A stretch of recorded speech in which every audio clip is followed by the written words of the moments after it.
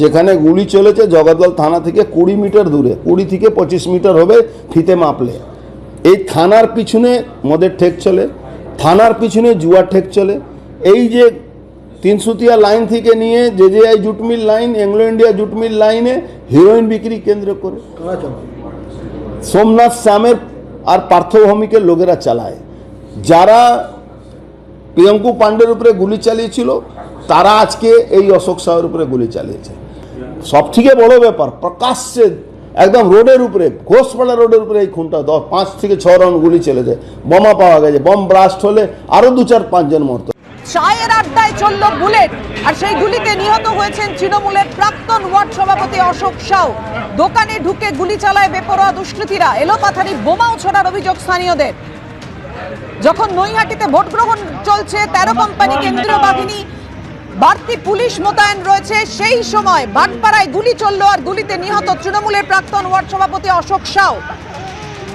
কথা বলবো, আমাদের সঙ্গে রয়েছেন আমাদের প্রতিনিধি আবির দত্ত। আবির, দেখো, আমরা এই মুহূর্তে যেখানে দাঁড়িয়ে রয়েছি এখানে এই ঘটনা ঘটেছে এবং ইতিমধ্যে অশোক সাউর মৃত্যু হয়েছে আমরা জানতে পারছি। এবং এই যে ঘটনা হয়েছে সেই ঘটনায় যেটা প্রত্যক্ষদর্শীরা বলছেন যে 3 জন এই ঘটনার পেছনে যাদেরকে প্রত্যক্ষ করা গিয়েছে, এখানে সিসিটিভি ক্যামেরার ফুটেজ খতিয়ে দেখা হচ্ছে বলে ব্যারাকপুর কমিশনারেটের পুলিশ আধিকারিকরা জানাচ্ছেন। কিছুক্ষণ আগে সিপি তিনি নিজে এসেছিলেন এবং এখানে এই যে চায়ের দোকান সেখানেই অশোক সাউ তিনি এখানে ছিলেন এবং তার এছাড়াও আরও বেশ কয়েকজন ছিলেন। তখন তাদেরকে লক্ষ্য করে গুলি চালানো হয় এবং বেশ কয়েক রাউন্ড গুলি শুধু নয়, তার সঙ্গে সঙ্গে বোমাও চার্জ করা হয়, এমনটাও অভিযোগ।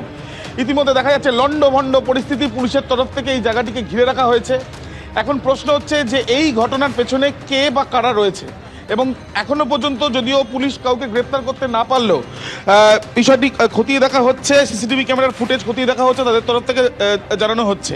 একদিকে নৈহাটিতে ইলেকশন চলছে, বাই ইলেকশন, তার থেকে কিছুটা দূরেই জগদ্দল ভাটপাড়া থানার অন্তর্গত যে জায়গায় আমরা দাঁড়িয়ে রয়েছি, ঠিক এখানে এই ঘটনায় চাঞ্চল্য ছড়িয়েছে। 4 নম্বর গেটের কাছে জগদ্দলের এই যে চায়ের দোকান, সেই চায়ের দোকান লণ্ডভণ্ড পরিস্থিতি। স্বপন মজুমদার আমার ক্যামেরা পার্সন দেখাচ্ছে সেই ছবি, এবং তার সঙ্গে সঙ্গে এখানে কিছুক্ষণ আগে স্থানীয় কাউন্সিলর তিনি যেটা জানাচ্ছেন যে বেশ কয়েক বছর আগে তার পরিবার বা এলাকায় একটি সমস্যা হয়েছিল, সেই জেরে কি এই ঘটনা, নাকি এই ঘটনার পেছনে অন্য কোনো বিষয় রয়েছে সেটা অবশ্যই পুলিশ খতিয়ে দেখছে, এমনটাই পুলিশের তরফ থেকে বলা হচ্ছে। যদিও তৃণমূলের যারা নেতৃত্ব, এখানকার যিনি কাউন্সিলর, তিনি কিছুক্ষণ আগেও যেটা জানাচ্ছেন যে এই ঘটনায় কিন্তু তারা বিষয়টি প্রকৃত তদন্ত হোক, এমনটাই তারা চাইছেন। তৃণমূল কংগ্রেসের এখানকার যিনি কাউন্সিলর তিনি রয়েছেন, তার সাথে আমরা একবার কথা বলার চেষ্টা করব। এটা জানা যাবে তার পিছনে কে আছে কি আছে। আপনাদের কারো সন্দেহ রয়েছে কাউকে? সন্দেহ বলতে পুলিশ প্রশাসন পক্ষ থেকে ওনারা যে করেছে তার সিসিটিভি ফুটেজ বা এইসব তদন্ত করে ওনারা বলেছেন আমরা খুব শীঘ্রই বের করব এর পিছনে কার হাত আছে। অশোক সাহেবের ইতিমধ্যে যেটা খবর পাওয়া যাচ্ছে তার মৃত্যু হয়েছে, এবং আপনারা কি খবর পেলেন? না, আমরা ঔপচারিক কোনো খবর পাইনি এখন পর্যন্ত, কিন্তু লোকের মুখে শুনেছি যে গিয়েছিল কি মারা গেছে। হ্যাঁ, উনি তৃণমূল কংগ্রেসের একটা কর্মী, ভালো কর্মী।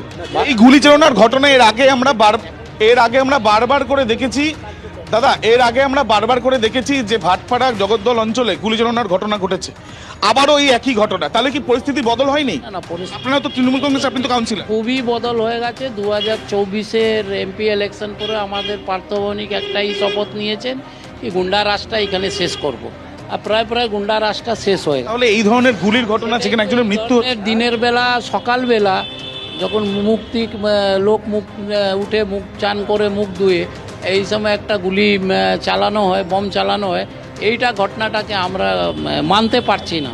আর এটা খুবই দুঃখনীয় ঘটনা। এটা আমাদের আইসি সাহেব, সিপি সাহেবকে বলেছি আমরা, এর পিছনে কার আছে কি আছে তদন্ত করে বের করে তাকে ভালো শাস্তি দেওয়া। রাজনৈতিক কারণ হতে পারে এই ঘটনার পেছনে মনে করছেন নাকি? না, সব দুষ্কৃতীরা ধরা পড়লে তারপরেই জানা যাবে কি এর পিছনে কার হাত আছে কি আছে।